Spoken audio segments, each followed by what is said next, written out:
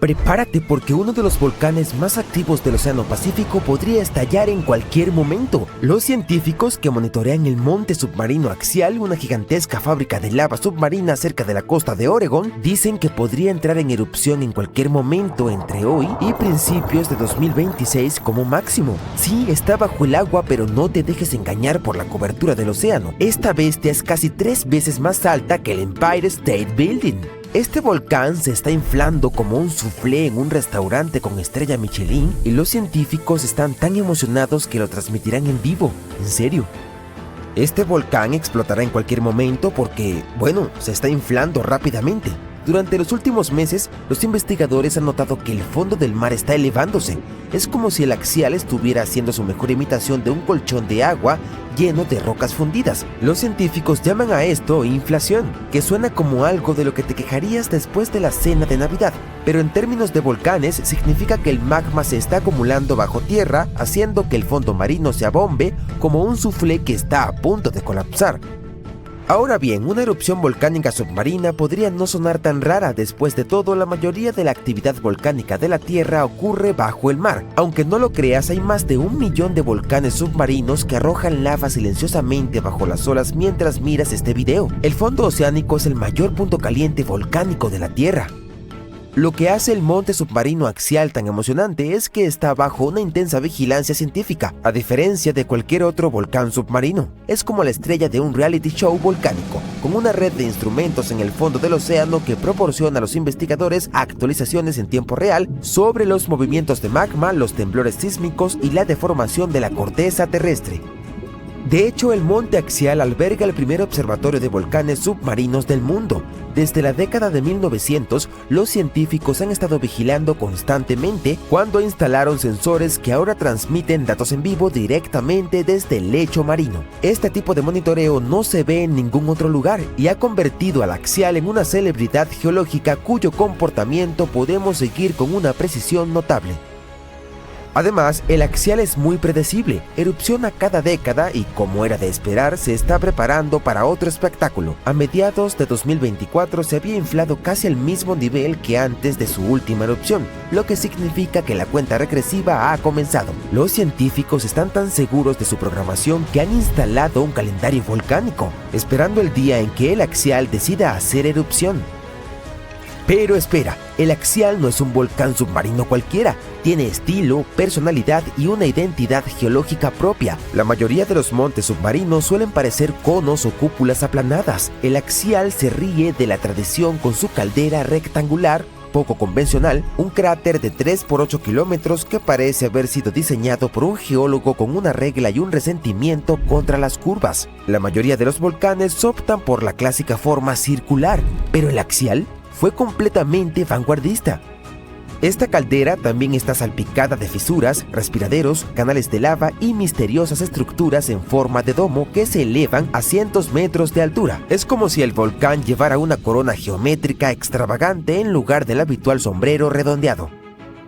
Además, la ubicación del axial es como un excelente sector inmobiliario para fuegos artificiales geológicos. Se encuentra justo donde colisionan dos fuerzas principales. Primero está en la dorsal de Juan de Fuca, una cadena montañosa submarina formada donde dos placas tectónicas se separan lentamente, como un cierre que se deshace. Segundo, está situada sobre el punto caliente Cobb, un penacho de manto profundo que actúa como la astuta máquina de expreso de magma de la Tierra, que bombea roca fundida desde lo profundo del planeta alimentando toda una cadena de montes submarinos. Para decirlo claramente, es como si las placas tectónicas fueran bailarines renuentes que se deslizan uno del otro, mientras el punto caliente de Cobb actúa como el DJ, subiendo la temperatura y manteniendo la fiesta de magma en marcha. Esta influencia dual crea un complejo sistema de tuberías dentro del volcán con cámaras de magma que se llenan, drenan y desplazan de maneras que los científicos aún están tratando de descifrar. La competencia entre las placas que se expanden y el magma que asciende es lo que le da al axial su huella geológica única. También es la razón por la que este volcán continúa sorprendiéndonos. Bien, mencionamos que la cima del axial no es solo un cráter. La verdad es que dentro la acción se vuelve más extraña e impresionante. El axial alberga respiraderos hidrotermales conocidos como chimeneas negras, que expulsan agua a temperaturas superiores a los 370 grados. Esto no es una bañera de hidromasaje submarina común. Estos respiraderos crean uno de los entornos más extremos de la Tierra, donde extrañas criaturas prosperan en total oscuridad y con un calor abrasador. Gusanos tubulares gigantes, cangrejos, colonias de bacterias e incluso pulpos sobreviven gracias a las plumas ricas en minerales que brotan de estos respiraderos, que forman ecosistemas completamente independientes de la luz solar y la fotosíntesis. Es como un mundo alienígena bajo las olas que prospera con el aliento ardiente del volcán. Estas comunidades de ventilación son cruciales para la ciencia, no solo porque son extrañas, sino porque pueden parecerse a los ecosistemas más antiguos de la Tierra. Algunos investigadores creen que la vida en nuestro planeta pudo haber surgido en ambientes hidrotermales similares en el fondo del mar hace miles de millones de años. Estudiarlos también podría ayudarnos a buscar vida en lunas heladas, como Europa y Encelado, donde podrían existir respiraderos similares bajo su superficie congelada. Cuando el axial entra en erupción es como un botón de reinicio natural para estas comunidades. La lava arrasa con todo, pero en cuestión de meses la vida regresa con fuerza, prueba de que incluso en los entornos más hostiles, el sector inmobiliario siempre está en demanda. Para aquellos preocupados por tsunamis o desastres costeros, tranquilidad. Las erupciones del axial son el equivalente submarino de una olla de cocción lenta. La inmensa presión del agua mantiene las cosas relajadas, bueno, ardientes pero no explosivas. Por lo peor que ocurre es que algo de lava adorna el fondo del mar y algunos cangrejos tienen que encontrar nuevas ventilas en las que sentarse. Esto significa que no hay nubes gigantes de ceniza ni explosiones que podrían alcanzar la superficie. En cambio, la lava se escapa y se esparce por el lecho marino, a veces recorriendo kilómetros. Pero para los científicos esta erupción es un boleto de oro. Entender los patrones del axial podría ayudar a predecir erupciones en otros lugares, incluso en tierra firme. Además, sus extraños ecosistemas ofrecen pistas sobre cómo podría sobrevivir la vida en otros planetas. No está mal para un volcán que principalmente está ahí sentado con su forma rectangular. No obstante, la actividad del volcán se puede escuchar en forma de miles de pequeños terremotos cada día. Miles, como si el propio volcán estuviera gimiendo y crujiendo, preparándose para abrirse. De nuevo, no sentiremos nada, pero al menos ayudará a los científicos a rastrear los movimientos del magma y el ciclo eruptivo del volcán. Una de las partes más emocionantes de esta historia es que los científicos se están preparando para transmitir en vivo la próxima erupción del axial por primera vez. Imagina observar en directo un volcán submarino en acción, cubriendo el fondo del océano con lava fresca. Es como tener una vista de primera fila de un espectáculo de fuegos artificiales natural, a miles de metros bajo las olas. La transmisión en vivo será cortesía de la Iniciativa de Observatorios Oceánicos, que mantiene una serie de cables de fibra óptica que conectan directamente los instrumentos del axial a la costa. Este es el Wi-Fi del fondo marino y está a punto de transmitir roca fundida en alta definición. Y hay algo inesperado. Los científicos han notado un patrón curioso en las erupciones del axial. Las tres erupciones más recientes, en 1998, 2011 y 2015, ocurrieron entre enero y abril, los meses en que la Tierra comienza a alejarse del Sol. ¿Por qué? Podría tener algo que ver con la atracción gravitacional de la Luna. La órbita de la Luna hace que las mareas oceánicas suban y bajen, lo que cambia la presión en el lecho marino y podría ayudar a empujar la cámara de magma hasta su punto de ruptura. Supongo que la Luna no es solo una luz romántica en el cielo nocturno, podría ser la gran susurradora volcánica. Una cosa es segura, cuando el axial se despierte, será la erupción submarina mejor documentada de la historia, así que mantén los ojos bien abiertos. Este es un espectáculo natural que no querrás perderte, y quién sabe, si tenemos suerte. Mientras ves este video, pedazos de continentes se están desprendiendo lentamente desde abajo y son arrastrados hacia el manto oceánico, una capa caliente, mayormente sólida, que se mueve lentamente bajo el fondo del mar. En cuanto estos fragmentos llegan al manto, pueden provocar erupciones volcánicas en partes del océano donde no hay volcanes. Además, cuando los continentes se separan, no solo ocurre en la superficie, sino también muy profundo. Pero eso lo veremos después. Este proceso puede continuar por decenas de millones de años. El nuevo estudio muestra que el interior de la Tierra es aún más dinámico de lo que pensábamos. También explica por qué muchas islas volcánicas, incluyendo la isla de Navidad en el noreste del Océano Índico, contienen niveles inusualmente altos de ciertos elementos químicos. El asunto es que estos elementos normalmente solo se encuentran en la corteza continental. Bueno, los científicos sospechaban que estos elementos aparecían porque fuerzas poderosas en las profundidades de la Tierra tomaban viejos pedazos de roca reciclados y los mezclaban en el manto. Este proceso funciona un poco como cuando mezclas dos ingredientes para hacer masa de pastel. Pero antes, los investigadores creían que esos elementos venían de dos fuentes principales: sedimentos que se hundieron en el manto cuando las placas oceánicas fueron empujadas hacia abajo, o de plumas del manto. Esas son columnas de roca caliente que ascienden desde lo profundo de la Tierra. Sin embargo, estas explicaciones no encajan con todas las observaciones. En algunas áreas volcánicas, casi no hay señales de que la corteza haya sido reciclada. En otros lugares, el manto parece frío y demasiado cerca de la superficie para ser afectado por la roca caliente ascendente. Los científicos se preguntaban cómo podía pasar esto.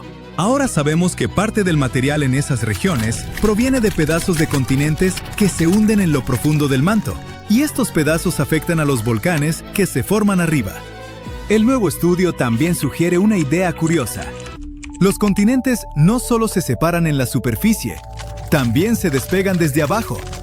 Y esto puede ocurrir a distancias mucho mayores de lo que los científicos pensaban.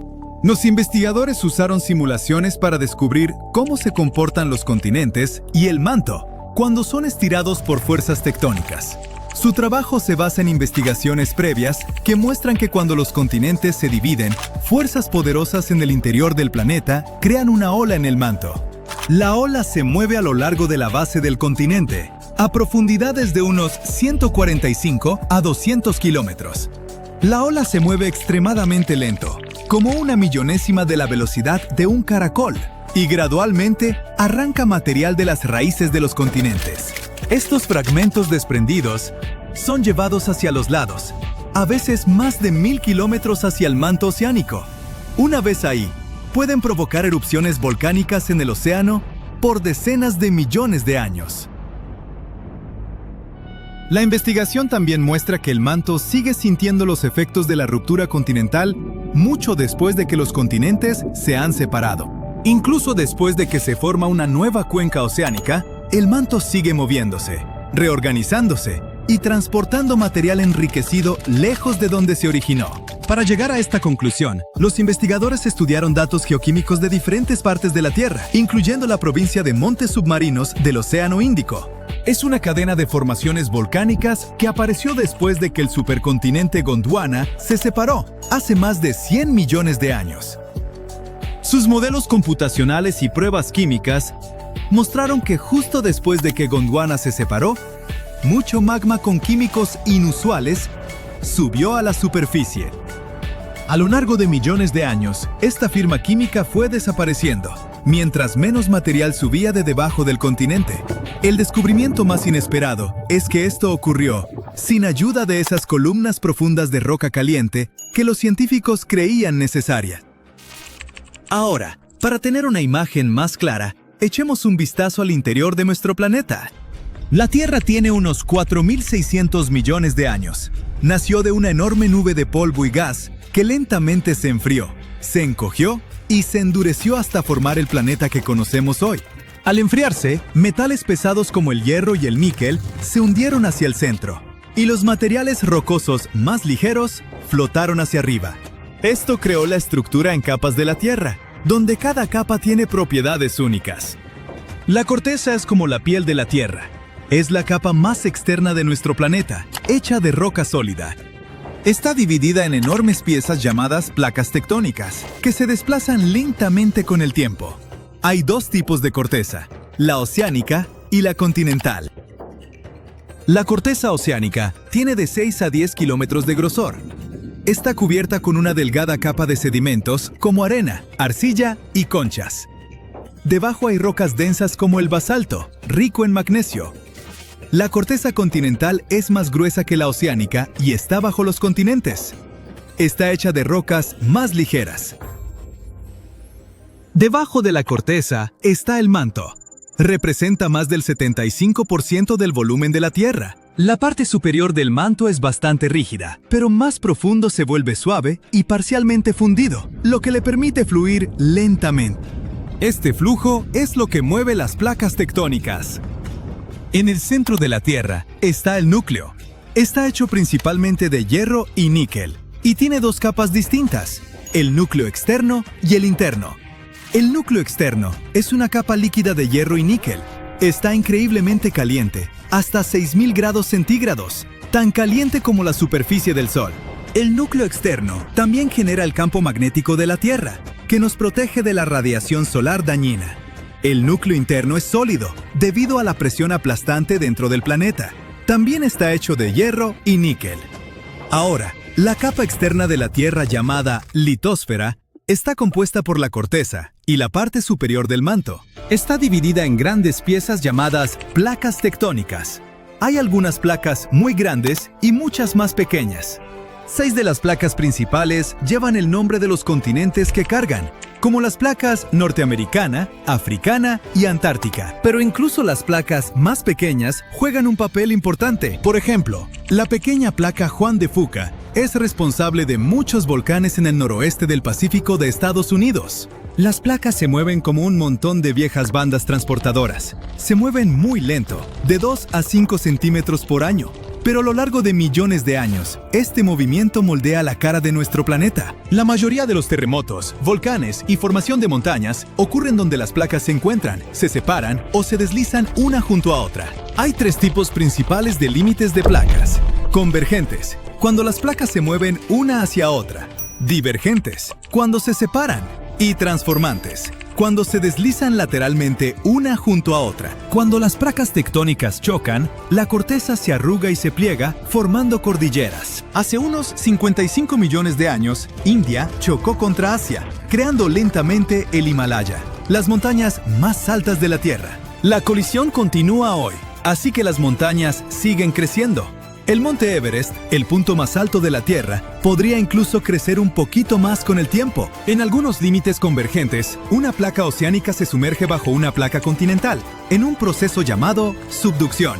La Tierra de arriba se eleva, formando montañas, y la placa que se hunde se derrite y provoca erupciones volcánicas. Así es como se formaron algunas montañas en los Andes de Sudamérica. Cuando dos placas oceánicas chocan, una usualmente se desliza debajo de la otra, creando fosas oceánicas profundas como la fosa de las Marianas en el Pacífico Norte, el punto más profundo de la Tierra. Estas colisiones también pueden formar volcanes submarinos, que eventualmente emergen del océano y se convierten en cadenas de islas, como Japón.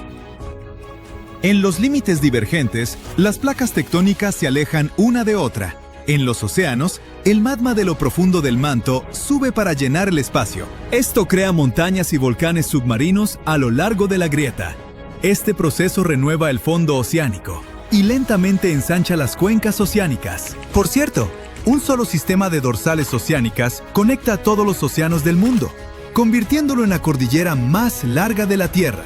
En tierra, cuando las placas se separan, forman valles gigantes, como el Gran Valle del Rift en África. Si este estiramiento continúa por millones de años, el este de África podría separarse y convertirse en una nueva masa terrestre. Un famoso ejemplo de límites transformantes es la falla de San Andrés en California. A diferencia de los límites convergentes o divergentes, los límites transformantes usualmente no crean montañas ni océanos, pero el movimiento de fricción puede causar terremotos poderosos, como el terremoto de 1906, que destruyó gran parte de San Francisco. ¡El piso es lava! Solo bromeaba. Pero, ¿sabes qué? En parte se está desmoronando.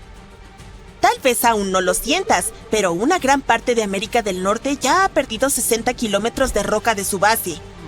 Y no se trata de terremotos o enormes socavones, sino de que el continente está perdiendo partes de lo que mantiene el suelo estable, sin tambalearse como un juego de feria en mal estado.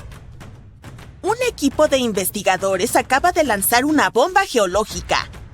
Una parte del suelo de América del Norte está adelgazando como un goteo de helado muy lento y triste. ¿Cómo lo saben?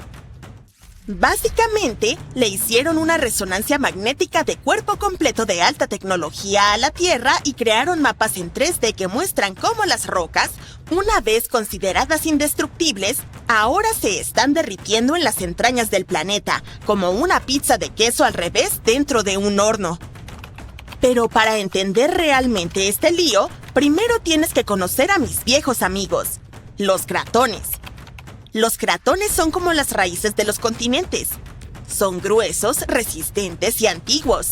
Tienen miles de millones de años de antigüedad.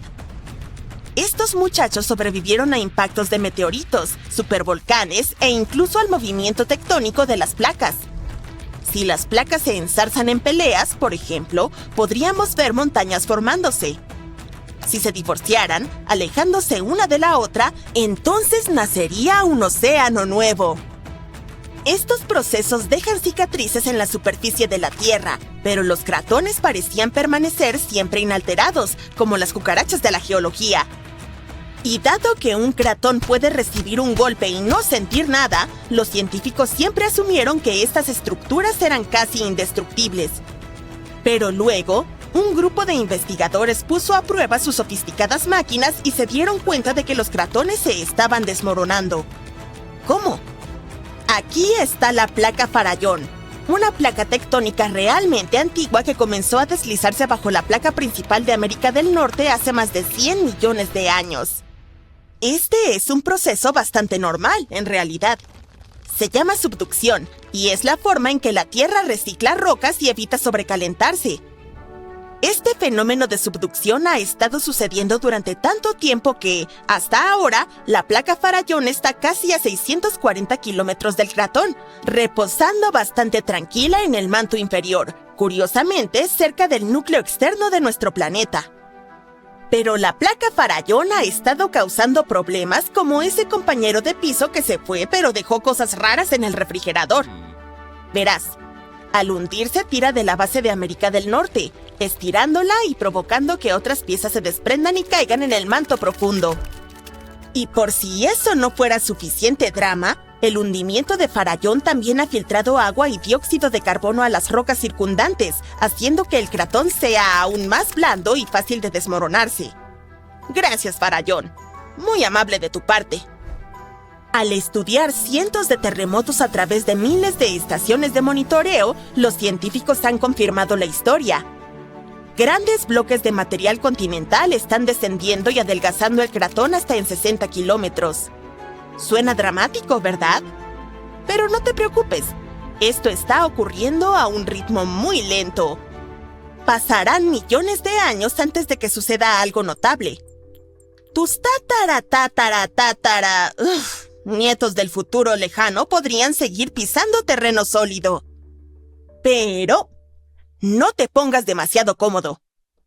Esto puede no ser un problema urgente, pero hay otro tipo de hundimiento que está sucediendo más rápido de lo que puedes decir ¡ayuda! Aquí está el asunto. Para el año 2050, al menos 32 ciudades importantes de los Estados Unidos, incluyendo Nueva York, Baltimore y Charleston, podrían estar parcialmente bajo el agua. ¿Y adivina qué? En su mayoría, esto es culpa nuestra.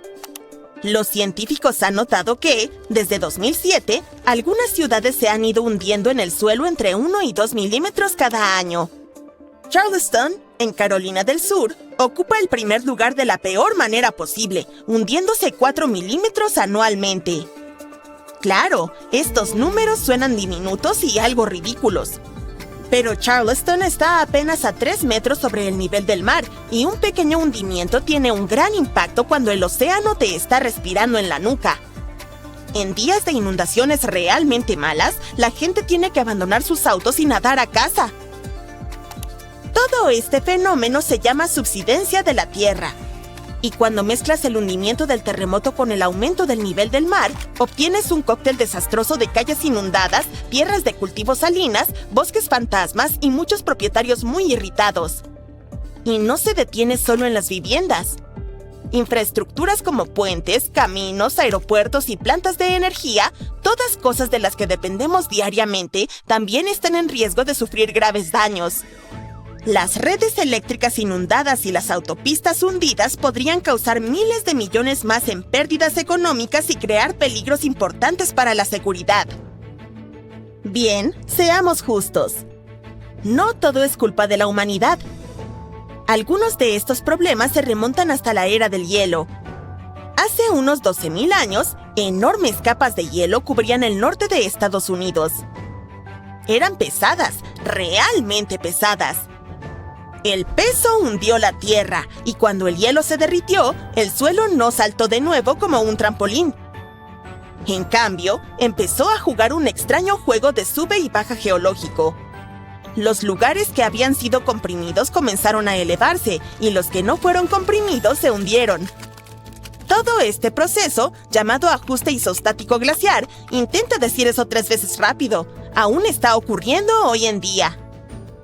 Pero, por supuesto, los humanos encontraron una manera de empeorarlo. La extracción de aguas subterráneas es un problema. Imagina que es como sacar el relleno de un colchón. Después de un tiempo, todo se hunde.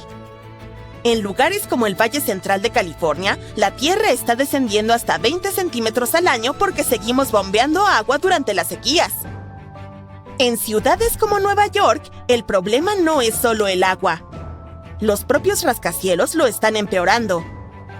Sí, resulta que si apilas millones de toneladas de concreto y acero sobre terreno blando, tiende a aplanarse.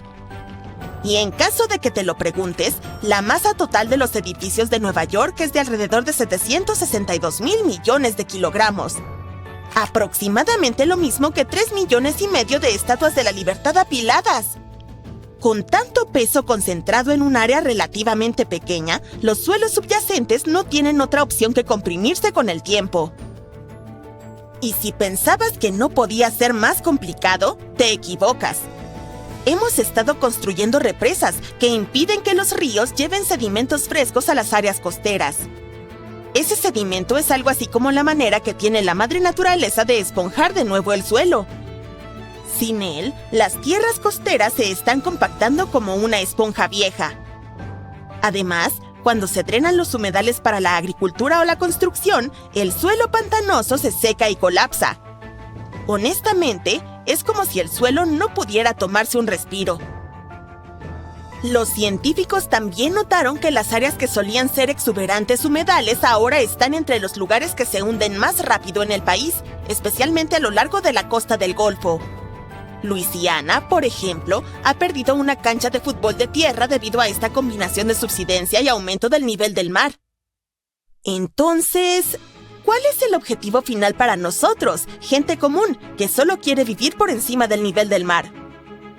Pues no pinta bien. Bosques fantasmas, que básicamente son bosques inundados, están apareciendo.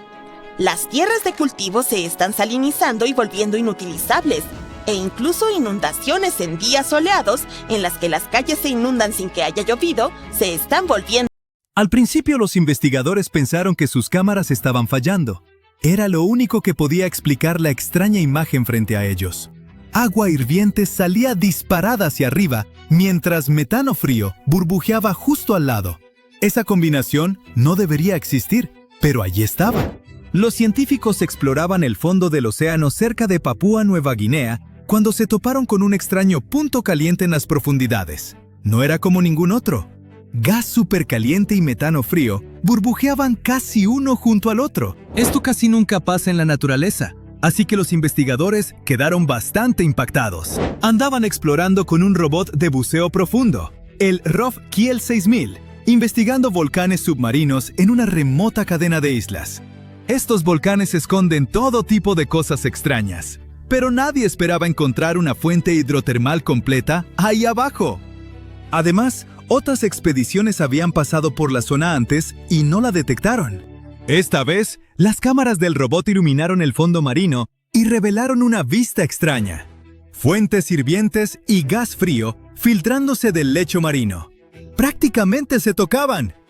Como saben, normalmente estas dos cosas aparecen en lugares totalmente diferentes. Las fuentes hidrotermales calientes se forman cuando el agua subterránea es calentada por el magma y sale disparada hacia arriba, llevando minerales consigo. Las filtraciones de metano, por otro lado, vienen de capas frías y blandas de sedimento llenas de materia orgánica antigua. Esto se descompone lentamente y escapa como gas.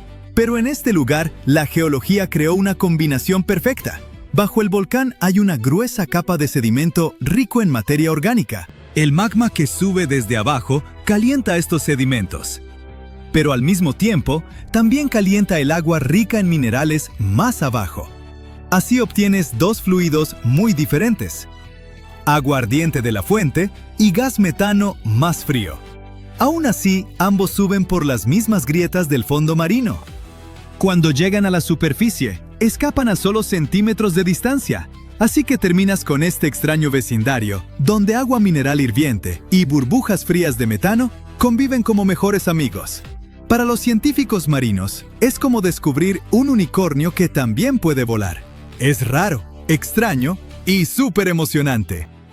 Algo aún más emocionante es que junto a esas extrañas fuentes calientes y frías, todo un mini mundo de criaturas ha invadido las rocas. El lugar está lleno de enormes grupos de mejillones de aguas profundas, largos gusanos tubulares, camarones pequeños y anfípodos por todos lados, y hasta pepinos de mar morados brillantes a la vista. Los animales están tan amontonados que es difícil ver la roca debajo. Los científicos están bastante seguros de que algunas de estas criaturas son totalmente nuevas para la ciencia, pero necesitan una expedición especial solo para identificar todo lo que vive ahí. La extraña mezcla de fluidos calientes y gas rico en metano también cambia las rocas mismas. El metano ahí abajo está súper concentrado, mientras que el agua caliente que viene de más adentro del volcán trae químicos consigo. Juntos, crean reacciones inusuales bajo tierra. Por eso, metales como el oro y la plata se han acumulado en las rocas, junto con elementos como arsénico, antimonio y mercurio. Es como una cápsula del tiempo química. Las rocas muestran señales de una fase antigua y muy caliente, cuando se formaban los metales preciosos. Hoy, las fuentes están más frías, pero siguen activas. Aunque esta zona de aguas profundas es rara y está llena de vida, no está a salvo. Ya hay minería cerca, y los desechos de la enorme mina de oro de aquí se tiran al océano. Además, las compañías tienen licencias para explorar el fondo marino en busca de minerales y gas. Todo esto pone en peligro a la frágil comunidad de las fuentes, porque muchos animales aquí solo pueden sobrevivir en estas condiciones exactas. Por eso, los científicos piden más investigación y planes de protección sólidos antes de que este ecosistema único sea dañado sin remedio. Este tesoro submarino debe salvarse antes de que la industria lo destruya. Sin embargo, este descubrimiento no es el único ecosistema único que hemos encontrado. En enero de 2025, un iceberg gigantesco llamado A84, del tamaño aproximado de Chicago, se desprendió de la plataforma de hielo George VI en la Antártida. Esta plataforma es enorme por sí sola, con unos 450 kilómetros de punta a punta y unos 250 metros de grosor. Durante el verano antártico, de noviembre a finales de febrero, la superficie de la plataforma se derrite y forma lagos largos y delgados, llamados lagos de cinta. Les pusieron ese nombre porque realmente parecen cintas heladas gigantes estiradas sobre la superficie. Cuando A84 se desprendió y se alejó, expuso parte del fondo marino que había estado sellado bajo el hielo quién sabe por cuánto tiempo. Era un lugar que absolutamente nadie había visto antes. Un equipo de investigación a bordo del barco Falkor también estaba en el mar de Bellingshausen en ese momento. En cuanto supieron del desprendimiento del iceberg, abandonaron su plan original. Básicamente, era la versión de aguas profundas de voltear una piedra enorme en el bosque solo para ver qué vive debajo. Durante 8 días, los científicos enviaron su robot submarino, Subastian, y exploraron profundidades de más de 1.200 metros. Ahí abajo, en esa oscuridad helada, descubrieron un ecosistema oculto lleno de vida. Enormes corales y esponjas formaban vecindarios submarinos completamente repletos de criaturas. No solo sobrevivían, prosperaban. Sí, los científicos esperaban encontrar algo ahí abajo, pero definitivamente no esperaban ver toda una ciudad submarina de vida antigua. Había anémonas de mar que parecían pequeños árboles esponjosos, arañas de mar caminando como criaturas de otros planetas, peces de hielo, pulpos y toda una mezcla de otros animales. Toda la expedición se transmitió en vivo a investigadores de todo el mundo. Por cierto, las grabaciones siguen disponibles si les interesa. Y aún más padre, Los investigadores creen que algunas de las criaturas que vieron podrían ser especies totalmente nuevas. Así es, especies genuinamente nuevas en la Antártida en 2025. Algunas podrían vivir solo en esta zona, y tiene sentido porque la Antártida es básicamente su propio planeta aislado. Está rodeada por la corriente circumpolar antártica, que actúa como un enorme foso acuático que ha mantenido al continente aislado del resto del mundo por millones de años. Pero incluso si las nuevas especies resultaran ser conocidas, los científicos encontraron animales extremadamente raros, como caracoles diminutos, gusanos con cerdas, o sea, poliquetos, pequeños crustáceos e incluso la misteriosa medusa fantasma, que ya parece algo del espacio exterior. El nombre científico es Stygiomedusa gigantea, pero nadie necesita ese trabalenguas, así que medusa fantasma gigante está bien. Esta cosa es enorme. Su campana, la parte superior en forma de sombrilla, puede medir más de 1 metro de ancho. También tiene 4 brazos largos como cintas que pueden estirarse hasta 10 metros. Es el largo de un autobús escolar. De hecho, la primera se recolectó en 1899. Pero los científicos no se dieron cuenta de que era un tipo completamente nuevo de medusa hasta 60 años después. Su cuerpo es casi transparente, con un tinte púrpura fantasmal, y en lugar de tentáculos normales, usa esos grandes brazos ondulantes para atrapar presas y alimentarse. Aunque las medusas no tienen cerebro, la forma en que esta medusa fantasma gigante se movía sorprendió a los científicos. Parecía dirigir sus largos brazos con un control sorprendente, especialmente al pasar por espacios estrechos cerca del fondo marino. Se veía cautelosa y casi intencional, lo cual es algo inquietante. ¿Otra criatura quizás más o menos inteligente acechando en el océano oscuro? ¡Genial! Los investigadores también encontraron gusanos con cerdas. Oficialmente se llaman poliquetos, pero gusanos con cerdas suena mucho más divertido. Estos gusanos son comunes en océanos fríos y profundos, y vienen en muchas formas y tamaños. Sus cuerpos están hechos de segmentos, cubiertos de pequeñas cerdas que les ayudan a arrastrarse, percibir el ambiente y defenderse. Uno que destaca es el gusano de escamas antártico, que tiene cerdas doradas brillantes que lo hacen ver sorprendentemente elegante para una criatura que vive en la oscuridad helada. Así que, como ven, todavía hay un montón de lugares y cosas en la Tierra que no parecen reales, o que ni siquiera deberían existir. Y aún con nuestro nivel de tecnología, es poco probable que descubramos todas las maravillas que el mundo tiene para ofrecer en un futuro cercano. Hace aproximadamente 2.000 millones de años, un asteroide masivo chocó contra la Tierra. Dejó detrás de sí destrucción total y lo que ahora conocemos como el cráter de Vredefort en Sudáfrica. Y presta atención a esto.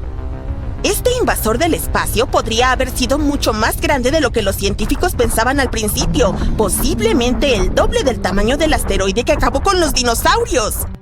Hoy en día, el cráter de Vredefort tiene aproximadamente 159 kilómetros de ancho, lo que lo convierte en el cráter visible más grande del mundo. Pero técnicamente aún es más pequeño que el de Chicxulub en México. Este último tiene alrededor de 180 kilómetros y fue dejado por el famoso impacto que acabó con los dinosaurios hace 66 millones de años. Pero lo cierto es que los cráteres no permanecen iguales para siempre. Con el tiempo, la erosión los desgasta. Por eso empiezan a parecer más pequeños de lo que solían ser. Y los científicos piensan que cuando el cráter de Vredefort se formó por primera vez, podría haber alcanzado los 280 kilómetros de ancho. Eso significa que fue el sitio de impacto más grande que la Tierra ha visto, aunque hoy en día parezca más pequeño. Solo imagina lo impresionante que debió haber sido ese impacto. Una roca espacial tan enorme habría enviado ondas de choque a través del planeta, provocado incendios forestales masivos y cambiado el clima por completo. El asteroide probablemente golpeó la Tierra a una velocidad muy alta. Pero como esta catástrofe ocurrió hace miles de millones de años, mucho antes de que los dinosaurios o incluso la vida compleja viera la luz del día, no acabó con nada como lo hizo el asteroide Chicxulub.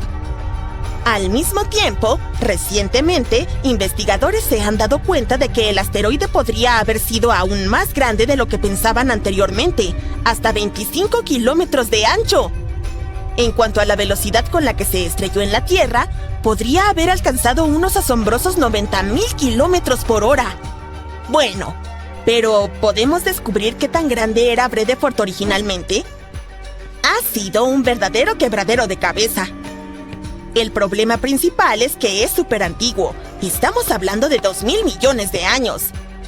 No es de extrañar que durante tanto tiempo la erosión lo haya desgastado.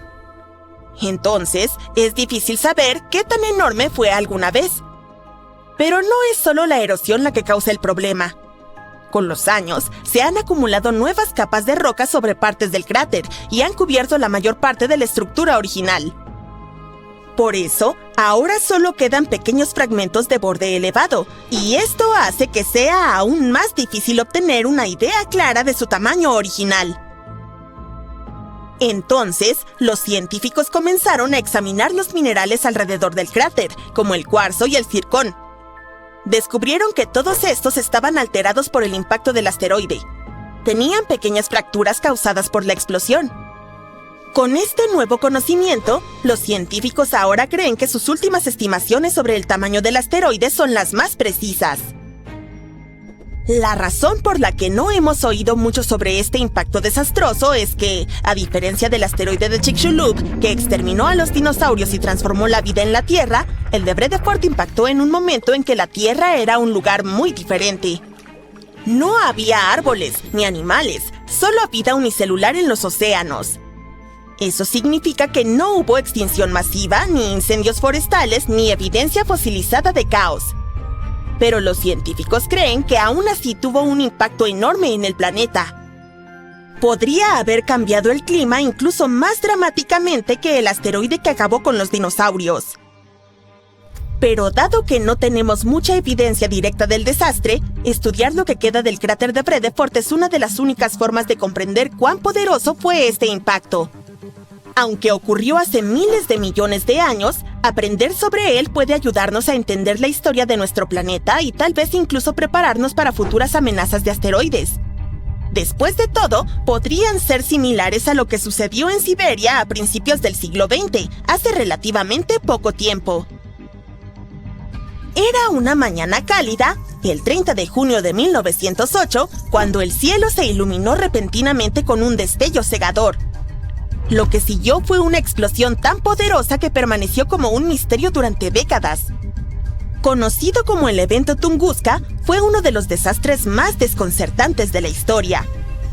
Los científicos sospechaban que era el impacto de un asteroide, similar al que provocó la extinción de los dinosaurios. Pero había un inquietante problema. Nunca se encontró ningún cráter. La explosión golpeó profundamente en los lejanos bosques de Siberia, cerca del río Podkamennaya Tunguska. El suceso fue más allá de cualquier cosa vista antes. Arrasó alrededor de 80 millones de árboles en un área de 2,150 kilómetros cuadrados. La fuerza del evento fue asombrosa.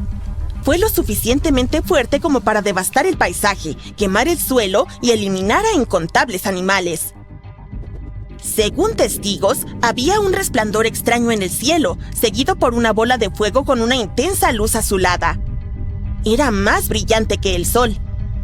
Momentos después, hubo una explosión ensordecedora. La onda expansiva fue tan poderosa que rompió ventanas a cientos de kilómetros de distancia y la gente fue derribada. Sin embargo, a pesar de la destrucción, la fuente de la explosión no dejó rastro evidente. Más tarde, los científicos finalmente comenzaron a entender lo que había ocurrido ese día. Imagina un meteoroide que entra a toda velocidad en la atmósfera terrestre y se transforma en un meteoro ardiente. Viaja tan rápido que el aire frente a él se comprime y calienta, lo que lo prende en llamas. Pero es tan grande que no se desintegra simplemente. De repente, explota. Cuando eso sucede, la explosión libera tanta energía que se propaga una potente onda de choque. Y como la explosión ocurre en el aire, no deja un cráter de impacto. A principios del siglo XX, con la tecnología limitada y la ubicación remota, los científicos se enfrentaron a un enigma.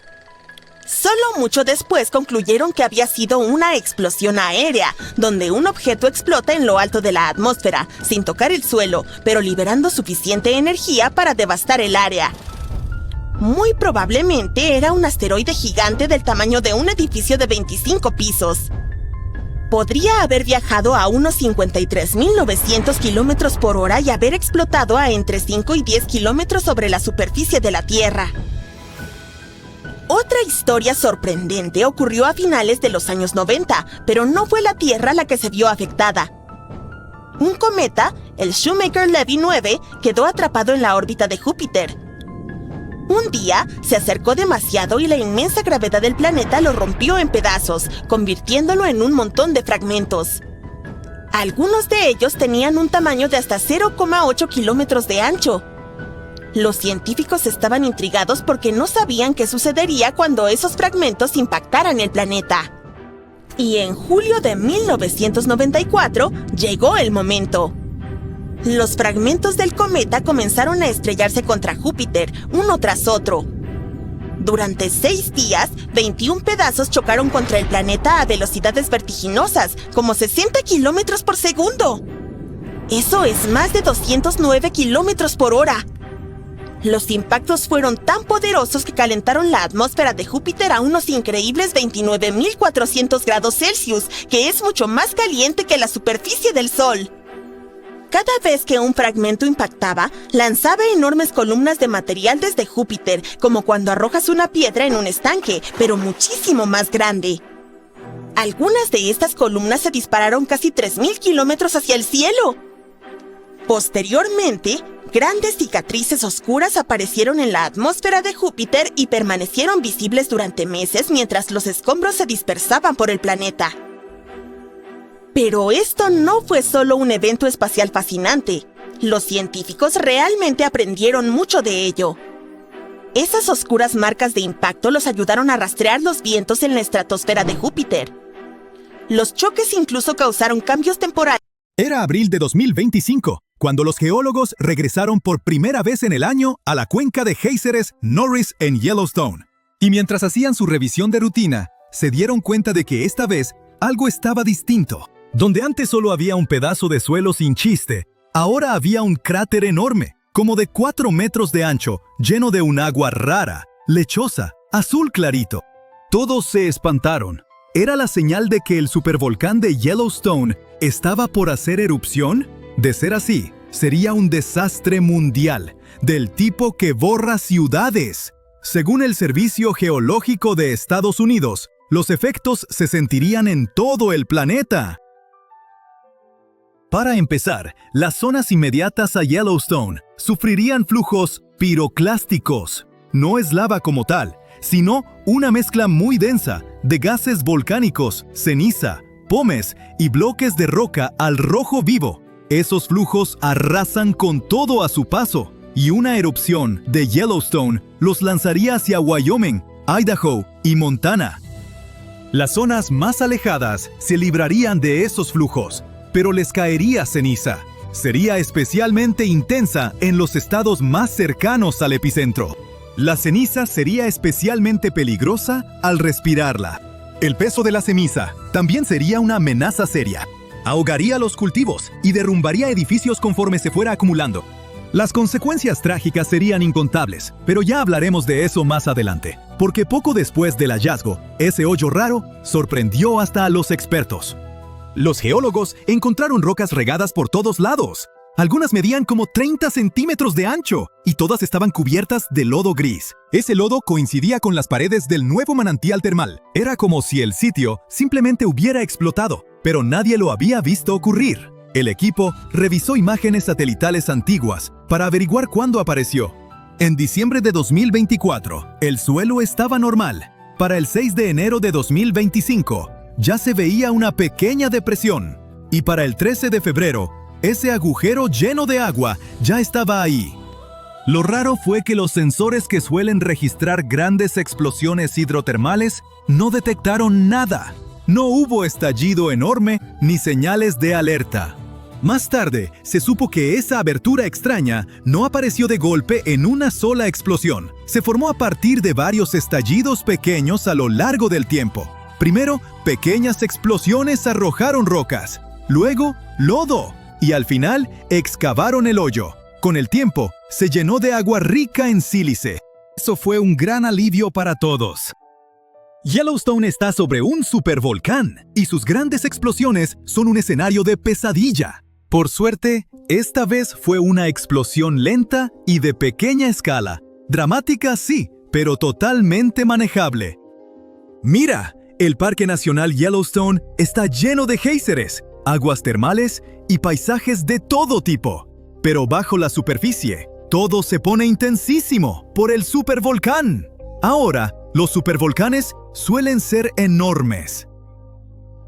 A menudo ni siquiera tienen cono, porque suelen ser los restos de gigantescas cámaras de magma que, al vaciarse durante grandes erupciones, dejaron una caldera. Suelen ubicarse sobre puntos calientes. No sorprende que puedan producir supererupciones. Y cuando eso pasa, lanzan a la atmósfera más de 1000 kilómetros cúbicos de ceniza, roca fundida y gases calientes. En otras palabras, 4 supererupciones podrían llenar el Gran Cañón hasta el borde. Los supervolcanes se forman cuando enormes volúmenes de magma ardiente ascienden desde gran profundidad. Este magma sube hasta quedar muy cerca de la superficie, pero no logra romper la corteza. Así, se acumula una bolsa presurizada de magma burbujeante a unos pocos kilómetros de profundidad. La presión sigue creciendo porque cada vez intenta llegar más magma, y entonces, ¡pum!, ocurre una supererupción. En 2015, investigadores de la Universidad de Utah cartografiaron la cámara principal de magma del supervolcán de Yellowstone y se quedaron helados con su tamaño. Y luego, encontraron otra debajo. Juntas, esas reservas subterráneas podrían contener suficiente roca fundida como para llenar el Gran Cañón 11 veces. Todo ese magma empuja el suelo hacia arriba. Por eso Yellowstone se eleva como de 2 a 5 centímetros cada año.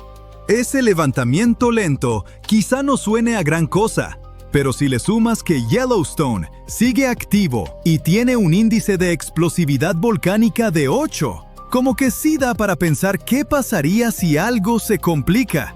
Y sí, Yellowstone ha estado algo inquieto en los últimos años. En marzo de 2023, hubo 354 sismos. La mayoría fueron muy pequeños, pero el mayor alcanzó magnitud 3.7, como parte de un enjambre de 106. Ahora, antes de entrar en pánico, los expertos del Observatorio del Volcán de Yellowstone dicen que no hay razón para alarmarse. No viene una erupción pronto.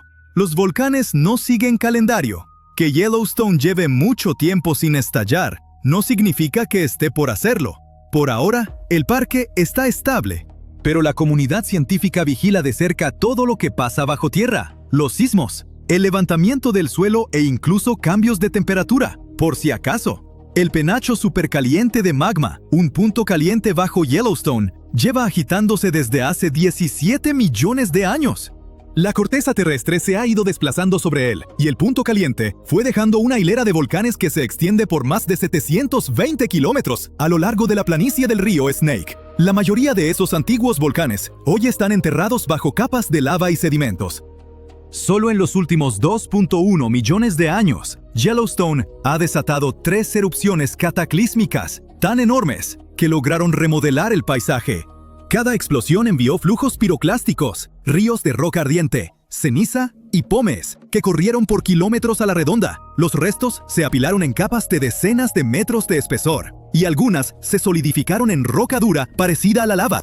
Cuando esas erupciones vaciaron las cámaras de magma subterráneas, el techo colapsó y se formaron las calderas gigantes que vemos hoy. Y ni después de esas mega erupciones Yellowstone se detuvo. Entre 180.000 y 70.000 años atrás, salieron a la superficie enormes coladas de lava riolítica, a veces de más de 600 kilómetros cúbicos. Algunas siguieron líneas de ventilas de norte a sur. La colada de West Yellowstone ocurrió hace alrededor de 110.000 años. La de Nez Perce Creek fue hace 160,000. Si te paras en Madison Junction, en el borde noroeste de la caldera, lo verás. Un acantilado que se formó cuando la erupción de la toba de Lava Creek hizo colapsar el terreno hace 640,000 años. Y dentro de la caldera, verás las coladas endurecidas, serpenteando por el fondo. Saber cuándo podría estallar un supervolcán es como aprender a leer las señales de alerta de la naturaleza. Miles de años antes de una erupción grande, el calor subterráneo empieza a aumentar y las cámaras de magma se vuelven como ollas de presión a punto de estallar. Empiezan a aparecer pequeñas señales. Escapan burbujas de gas cuando cambia la presión y los sismos sacuden el suelo. La superficie encima se eleva poco a poco. Se abren grietas. Las aguas termales y los géiseres se inquietan y se calientan más de lo normal. Ahora, ¿qué pasaría si Yellowstone hiciera erupción? ¿Recuerdas los flujos piroclásticos de los que hablamos? Pueden tener dos partes. Una corriente densa que va pegada al suelo y una nube de ceniza que viaja por encima de esa corriente. Juntas devastarían áreas enormes. La ceniza incluso llegaría a Europa en 3 a 4 días después de la erupción, aunque allá no sería tan grave. Después, bastarían unas 2 a 3 semanas para que bajaran las temperaturas en todo el mundo, gracias al dióxido de azufre que llegaría a la alta atmósfera tras la erupción. Los científicos calculan que la temperatura global podría bajar hasta de 10 a 12 grados Celsius. Estas consecuencias podrían durar de 6 a 10 años, poniendo fin a los monzones y causando hambrunas generalizadas en Asia. ¿Asusta? Pues no te preocupes. La buena noticia es que los científicos no creen que el gigante dormido bajo el Parque Nacional Yellowstone vaya a despertar en nuestra vida. Los expertos dicen que la próxima erupción de Yellowstone probablemente no ocurrirá en cientos de miles de años. Y aún así, quizá ni sea tan grave, porque han descubierto que el magma que hay dentro de Yellowstone está repartido en 4 cámaras distintas. No solo eso, es probable que algunas de esas reservas de magma se enfríen y solidifiquen, reduciendo las posibilidades de una erupción. Así que, aunque una erupción suene a algo capaz de cambiar el mundo, es muy poco probable que pase pronto. Todos sabemos que las misiones espaciales tienen un costo exorbitante. Para tener una idea, un boleto al espacio para un astronauta comienza en alrededor de $20 millones y puede ascender hasta 50 millones. La NASA es una organización bien financiada, pero siempre están buscando reducir costos y ahorrar millones donde sea posible. Además, la NASA hace tiempo comprendió que no necesitan ir a la luna de Saturno para estudiar si hay vida allí. Tenemos todas las condiciones adecuadas para la vida extraterrestre en Wyoming. Si eso te suena, entonces ya sabes por qué la NASA tiene tanto interés en Yellowstone. Para explorar la vida más allá de la Tierra, debemos estudiar entornos que imiten las condiciones extraterrestres. Ahí es donde entran en juego las aguas termales. Ahora bien, no es todo el parque lo que despierta el interés de la NASA. Dejemos a los osos, los alces y otros terrícolas a nuestros biólogos. El verdadero punto de interés son los géiseres, donde prospera la vida microbiana. Por cierto, Yellowstone tiene más géiseres y aguas termales que el resto del mundo junto. En algunos de ellos, el agua puede alcanzar temperaturas de hasta 90 grados. Puedes pensar, vaya, eso solo es bueno para preparar té. Pero aquí está el asunto. La vida en forma de microbios no solo sobrevive, sino que prospera en estas condiciones extremas. De hecho, se ha adaptado específicamente a ellas. Entonces, ¿podrían estos microbios ayudarnos a encontrar vida en otros planetas? ¡Absolutamente! Ahora, enfoquémonos en la verdadera estrella, la gran fuente prismática. Está llena de sílice, lo que le da ese color impresionante. La sílice refracta la luz solar, especialmente las longitudes de onda azules, por eso se ve tan vibrante. La parte más asombrosa, sin embargo, no es el color, sino el hecho de que esta fuente termal puede enseñarnos mucho sobre cómo evolucionó la vida. Hace unos 4.500 millones de años, los seres vivos aún no sabían cómo aprovechar la energía del sol, por lo que utilizaban procesos químicos en su lugar, tal como lo hacen ahora en la gran fuente prismática. Pero, ¿por qué estamos hablando de otros planetas? Bueno, si la vida en la Tierra comenzó de manera comparable a lo que vemos en Yellowstone, hay una buena posibilidad de que podamos encontrar algo similar en otro lugar del universo. Y si pudiéramos precisar cómo comenzó la vida aquí, podríamos afinar nuestra búsqueda de vida en otros planetas. Géiseres muy similares a los de Yellowstone se pueden encontrar en lunas como Encélado, que orbita Saturno, y Tritón, que es una luna de Neptuno. Pero, ¿cómo se comparan con los géiseres que vemos en Yellowstone? En 1989, la nave espacial Voyager 2 de la NASA realizó un descubrimiento revolucionario al detectar géiseres en Tritón. Esta era la primera vez que alguien había visto un géiser fuera de la Tierra, sin contar las erupciones volcánicas en la Luna y o de Júpiter, que fueron encontradas por la Voyager 1 en 1979. Desde entonces, se han encontrado géiseres en otras lunas de nuestro sistema solar. En Yellowstone, los géiseres se calientan gracias al agua que proviene de las profundidades. Sin embargo, los géiseres en algunas de las lunas exteriores obtienen su calor de las fuerzas de marea, la atracción gravitacional de los grandes planetas que orbitan. ¿Has visto que las mareas oceánicas de la Tierra son afectadas por la Luna y el Sol? Pues bien, estas lunas experimentan algo similar, pero a una escala mucho mayor. Bajo la superficie helada de estas lunas, hay océanos cálidos y salados que se mantienen líquidos porque el espeso hielo que hay sobre ellos los aísla. A medida que las lunas se acercan y se alejan de sus planetas padres, el constante tirón genera calor, lo que provoca que el agua cálida inferior se dispare al espacio cada vez que hay una grieta en el hielo. Esta corteza helada y el agua tibia debajo se parecen a un estanque congelado en la Tierra. Pero, ¿podría haber vida en estos océanos ocultos, al igual que hay criaturas prosperando bajo el hielo de un estanque? Eso es algo que los científicos quieren descubrir. La NASA espera enviar naves espaciales avanzadas para explorar estas lunas lejanas y buscar señales de vida. Pero esos océanos cálidos están enterrados a kilómetros bajo la superficie congelada. Entonces, ¿cómo llegamos a ellos? La respuesta puede residir en los géiseres. En febrero de 2019, un grupo de científicos planetarios decidió visitar Yellowstone en invierno para estudiar las similitudes entre los géiseres de la Tierra y los del espacio. Saben que los géiseres de Yellowstone son hogar de unos pequeños microbios resistentes llamados extremófilos, que prosperan en condiciones extremas como el agua caliente o ácida. Los investigadores querían aprender todo lo posible sobre estos microbios y los entornos en los que viven. Llevaron una serie de herramientas científicas para medir cosas como la temperatura, los niveles de pH y el oxígeno en el agua. También utilizaron instrumentos especiales para analizar los químicos del hielo y las rocas, e investigaron el aire en busca de gases.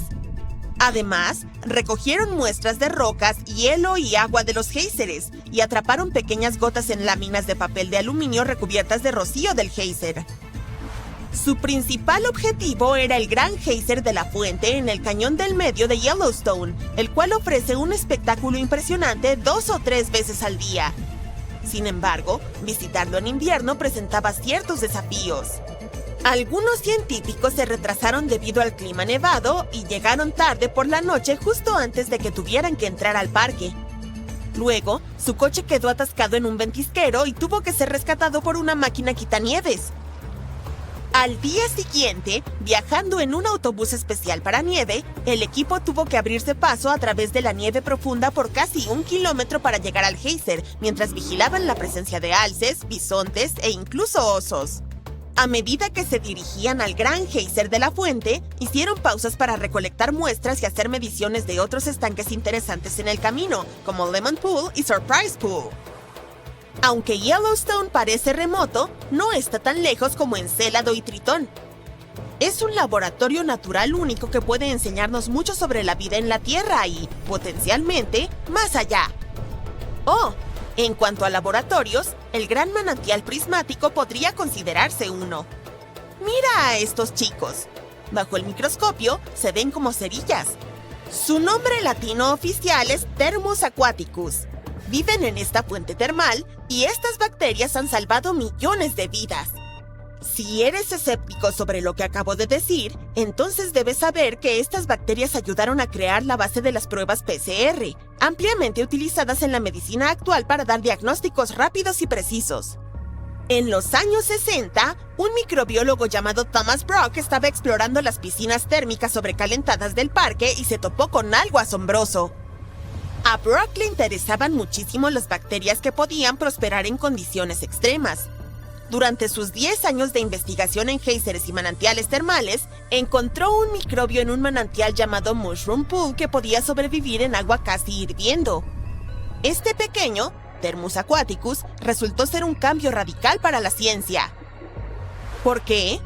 Bueno, es crucial para una técnica llamada PCR, o reacción en cadena de la polimerasa, que se usa para hacer copias rápidas de muestras de ADN. Antes del descubrimiento de Brock, este proceso era complicado porque el calor podía dañar las enzimas que mantienen el ADN unido.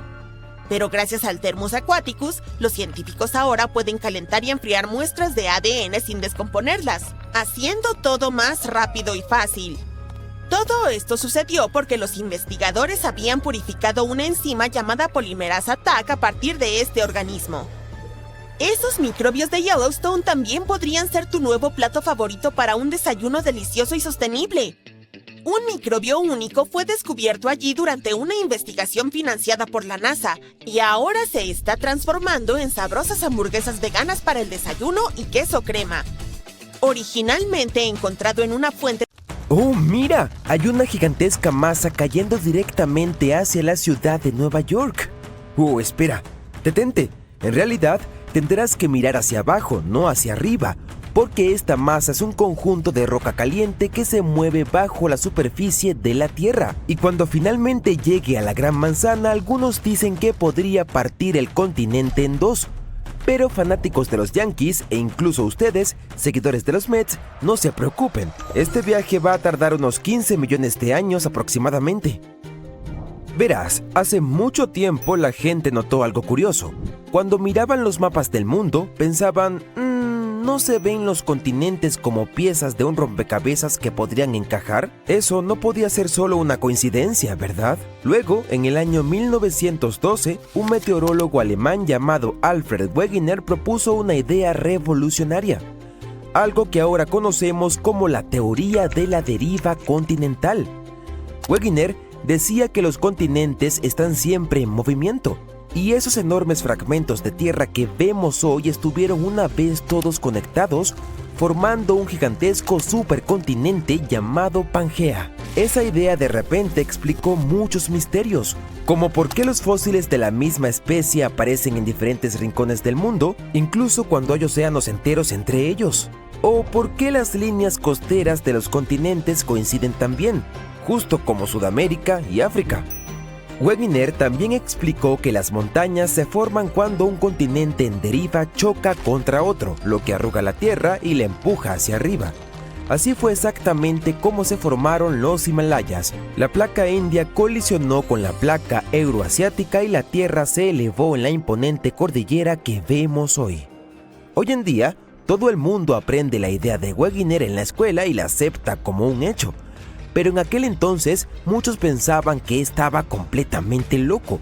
Quiero decir, continentes enteros moviéndose por ahí, que en la Tierra podrían empujarlos. Es por eso por lo que a los científicos les llevó más de 50 años finalmente decir, ¡wow! Ya sé, es el manto de la Tierra. Sí, las corrientes lentas de roca caliente en las profundidades del manto terrestre empujan las placas tectónicas. Y eso significa que los continentes también se mueven. Imagina piezas de rompecabezas súper resistentes que flotan sobre avena hirviendo. Esa es una imagen, ¿sí? Se desplazan y tarde o temprano chocan entre sí. Eso es lo que sucede en la superficie de la Tierra. Y así fue como finalmente acordamos que Wegener tenía razón. Pero, ¿y si te dijera que ese podría no ser siempre el caso? La mayoría de los expertos coinciden en que el supercontinente Pangea comenzó a fragmentarse hace unos 200 millones de años. Y así fue como terminamos con el mapa mundial que conocemos hoy en día. Pero un estudio reciente está cuestionando parte de esa idea, y todo se reduce a una enorme masa de roca caliente, algo que los científicos llaman la anomalía del norte de los Apalaches, o simplemente NAA, ¿sí? Lo que casualmente llamamos una mancha, los expertos lo consideran una anomalía. y eso es simplemente porque es más cálida que la roca que la rodea. Entonces, esta anomalía se encuentra a unos 200 kilómetros debajo de las montañas en Nueva Inglaterra y se extiende hasta 400 kilómetros de ancho. Está en la astenósfera, la capa semimoltena del manto superior de la Tierra. Pero aquí está la parte extraña. Ni siquiera debería estar allí. Quiero decir, formaciones rocosas como esta normalmente no existen en esa parte del interior de la Tierra. Durante años, los científicos pensaron que la anomalía era un remanente de cuando el continente norteamericano se separó del noreste de África hace unos 180 millones de años. Este nuevo estudio indica que podría no ser el caso. Sugiere que la mancha está en realidad vinculada al proceso que separó Groenlandia de América del Norte solo hace unos 80 millones de años. La idea es que esta mancha es un remanente de cuando la masa terrestre se dividió, una pieza que nunca se asentó por completo. Estamos hablando de una mancha muy persistente porque todavía sigue en movimiento. Muy lentamente, pero sigue moviéndose. Avanza solo unos 20 kilómetros en 1.000.000 de años. Con el tiempo ya ha recorrido más de 1.800 kilómetros desde donde apareció por primera vez. Y ahora, neoyorquinos, atención, esta masa de roca abrasadora se dirige hacia ustedes. Está bien, sé que soy un poco dramático. La verdad es que realmente no tenemos de qué preocuparnos. Primero, los científicos dicen que ni siquiera se acercará a la ciudad por al menos 15 millones de años. Y en segundo lugar, aunque le llamemos masa, no es algo gelatinoso. No está resumando y definitivamente no va a abrirse camino a través de la corteza terrestre e invadir el metro de Nueva York ni nada por el estilo. Eso simplemente no va a pasar. ¿Cómo se verá la anomalía o qué podría hacerle al continente en el futuro? Sigue siendo un misterio para los geólogos, pero están bastante seguros de que no tendrá un impacto real en la infraestructura humana ni en nuestra vida diaria. No es como si de repente la lava fuera a brotar por el suelo de tu casa. Eso es porque, al final del día, la burbuja no es más que piedra, como cualquier piedra que ves en la calle, solo que súper caliente, enorme y enterrada profundamente dentro de la tierra. Para explicar por qué esta roca se encuentra en un lugar tan extraño, los científicos propusieron lo que llaman la teoría de la onda del manto. Así que piensa en ello como una lámpara de lava. Después de que los continentes se separan, la roca caliente y pesada puede desprenderse del fondo de las placas tectónicas en burbujas. Esas burbujas, o fragmentos de roca, se mueven debajo de la corteza y crean ondas. Cuando ese material caliente se desliza bajo un continente, actúa como la llama bajo un globo aerostático, le da un pequeño impulso al terreno. Luego, cuando los continentes se expanden y se dividen, se abre un espacio debajo y la roca semifundida lo llena con rapidez. Eventualmente se enfría, se vuelve más pesada y se hunde. Mientras tanto, el material del manto más caliente asciende y crea un área cálida llamada anomalía térmica. Este movimiento repentino sacude la base del continente. Imagina una fila de fichas de dominó. Una pieza cae y las demás la siguen. Bloques de roca empiezan a gotear hacia abajo uno tras otro y con el tiempo se mueven lentamente hacia el interior. Los científicos piensan que estas corrientes de roca continúan fluyendo, ondeando bajo la superficie durante millones de años. Saber todo esto es importante porque la anomalía podría haber influido en la conformación del terreno sobre ella. Por ejemplo, puede haber elevado algunas montañas antiguas durante los últimos millones de años. Eso ayuda a explicar un gran misterio de la región. ¿Por qué los Apalaches siguen en pie? Es decir, ¿por qué no se han desgastado tanto como cabría esperar después de tanto tiempo? Piénsalo, los Apalaches son ancestrales. Esta cadena montañosa en América del Norte comenzó a formarse hace cientos de millones de años, mucho antes que los dinosaurios. Con todo ese tiempo, la lluvia, el viento y la erosión ya deberían haberlas desgastado hasta casi desaparecer. Honestamente, algunos geólogos esperaban que fueran al menos colinas ondulantes, pero no. Todavía son montañas, bonitas además, y mucho más grandes de lo que deberían ser. Y aquí es donde entra en juego la burbuja. Mira, cuando una gigantesca bolsa de roca supercaliente se encuentra debajo de una cadena montañosa, realmente puede darle a la corteza un pequeño empuje. Es como poner un globo. Si todos los volcanes de la Tierra entraran en erupción al mismo tiempo, tendríamos alrededor de 1500 de estas formaciones estallando de una vez. Por lo general, solo entre 10 y 20 volcanes están activos por día, pero ¿cómo se vería el mundo si todos explotaran al mismo tiempo? Los geólogos piensan que no sería nada bonito. Aunque solo los volcanes terrestres entraran en erupción juntos, eso desencadenaría una reacción en cadena mucho peor que cualquier cosa que hayamos visto antes. Los dos grandes problemas serían las cenizas y los gases volcánicos.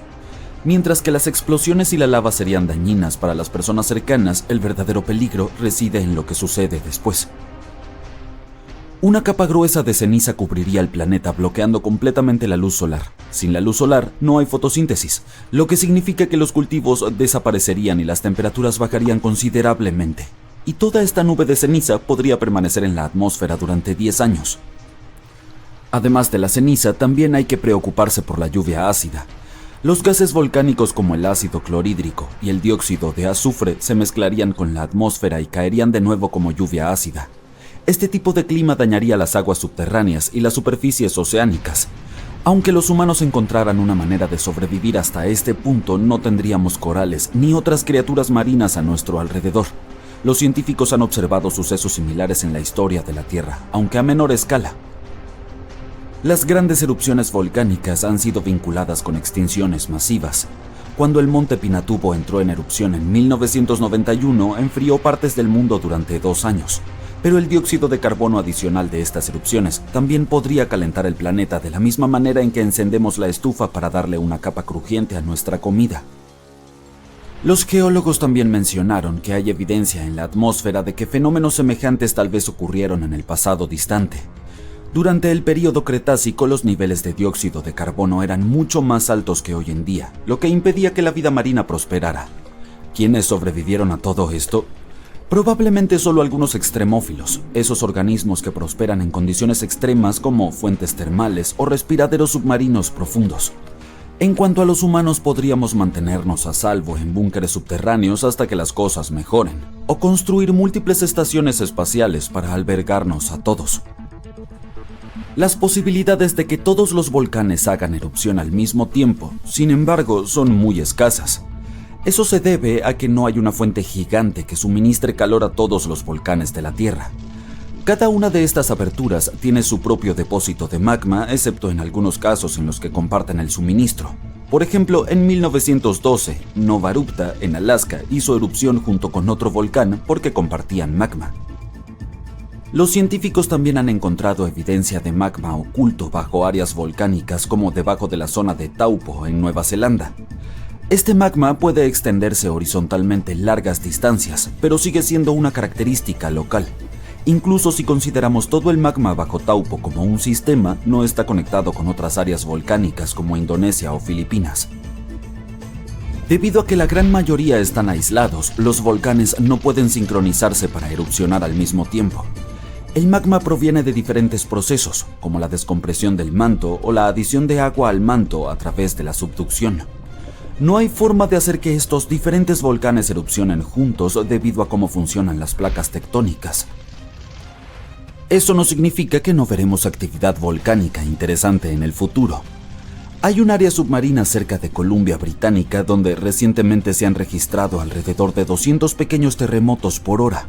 En el suelo del Océano Pacífico, frente a la costa de la isla de Vancouver, el magma está a punto de hacer erupción, calentando el agua tanto que burbujeará como soda. Sin embargo, es probable que este hecho pase inadvertido para cualquiera que no sea científico. La primera erupción tal vez ocurrirá a unos 5 kilómetros debajo de la superficie del océano. Los científicos explicaron que estos terremotos varían desde magnitudes negativas hasta 4,1, lo que significa que solo sentirían cualquier temblor quienes estén cerca. Esta actividad poco común nos brinda una oportunidad especial para estudiar cómo se comporta la corteza terrestre. Se estima que el magma debajo del fondo del océano alcanza casi 800 grados centígrados, pero se enfriará rápidamente al entrar en erupción y al contacto con el agua. Esta roca líquida se solidificará al entrar en contacto con el fondo marino y se volverá negra rápidamente. Este fenómeno también será útil para los biólogos, quienes tendrán la oportunidad de estudiar la respuesta de los animales marinos a cualquier cambio, como por ejemplo, ¡corre! La Antártida, a menudo vista como un vasto continente helado, también guarda una sorpresa volcánica bajo su superficie congelada. Los investigadores han identificado más de 130 volcanes solo bajo la capa de hielo occidental, así que esta región volcánica es la más grande de la Tierra. La mayoría de estos volcanes, alrededor de 90, fueron descubiertos en un estudio de 2017. ¿Pero podría alguno de estos volcanes antárticos entrar en erupción? Depende de cuál estemos hablando. Aunque estas formaciones son geológicamente jóvenes, es difícil para los científicos determinar si aún están activas o no. Solo hay 2 volcanes activos confirmados en la Antártida, la isla Decepción y el monte Erebus. Este último, que se alza como la montaña más alta del continente, ha estado en constante erupción desde al menos 1972. Es conocido por emitir gases y vapor y a veces incluso arrojar rocas en las llamadas erupciones estrombolianas. Una de sus características más notables es un persistente lago de lava en su cráter, un fenómeno raro debido a las condiciones específicas necesarias para mantener la superficie fundida. Por ejemplo, está alimentado por un suministro constante de magma desde lo más profundo del manto terrestre. Este flujo continuo de roca fundida proporciona el material para que exista el lago de lava. También cuenta con temperaturas ambientales bajas. A pesar de su ubicación en la Antártida, el Erebus tiene temperaturas relativamente agradables en su cima debido al calor generado por la actividad volcánica. Esto permite que el lago de lava permanezca líquido en lugar de congelarse. La isla Decepción, una isla volcánica activa, entró en erupción por última vez en los años 70. Aunque no muestra signos de una erupción inminente, se está monitoreando de cerca por cualquier actividad preocupante. Además de estos 2 volcanes confirmados como activos, la Antártida está salpicada de fumarolas, aberturas en la corteza terrestre que liberan gases y vapores. A veces estas fumarolas pueden crear torres de hielo que alcanzan alturas de 3 metros. En lo que deberíamos enfocarnos es en los supervolcanes. Son los que tienen el potencial de producir las erupciones más potentes y destructivas. A diferencia de los típicos que tienen un solo conducto, los supervolcanes tienen una vasta cámara de magma debajo de la superficie que abarca decenas o incluso cientos de kilómetros de diámetro. Sus erupciones pueden tener efectos catastróficos en el área circundante e incluso afectar los patrones climáticos globales debido a las cantidades de ceniza y gases que liberan en la atmósfera. Un famoso supervolcán es el de Yellowstone, que algunos dicen que se está preparando para otra erupción. Tiene la capacidad de desatar una erupción colosal que expulsaría más de 1000 kilómetros cúbicos de material. Pero aunque nos gustaría predecir su comportamiento, los volcanes no siguen un calendario. Por el contrario, las erupciones ocurren cuando hay suficiente magma debajo de la superficie. También debe haber bastante presión para que el magma viaje hacia arriba. Y hasta donde podemos medir, estas condiciones no se cumplen en la actualidad en Yellowstone. Claro, muchos volcanes operan en un patrón cíclico, pero eso no significa que Yellowstone esté atrasado. De hecho, ha tenido solo 3 grandes erupciones en los últimos 2 millones de años. Además, el término supervolcán se refiere al tamaño de la formación, no necesariamente a lo peligroso que pueda ser. La monitorización de Yellowstone es exhaustiva. Se rastrea la sismicidad, la deformación del suelo, las emisiones térmicas, los gases, la química del agua y los cambios en la superficie. Los signos de una posible erupción incluirían miles de terremotos en un corto lapso. También veríamos antes una deformación en el suelo y emisiones extrañas de gases. Por estable que parezca por ahora, las consecuencias de una gran erupción serían desastrosas. La dispersión de cenizas podría cubrir un radio de 800 kilómetros y alterarían la agricultura del Medio Oeste y obstruirían las vías fluviales.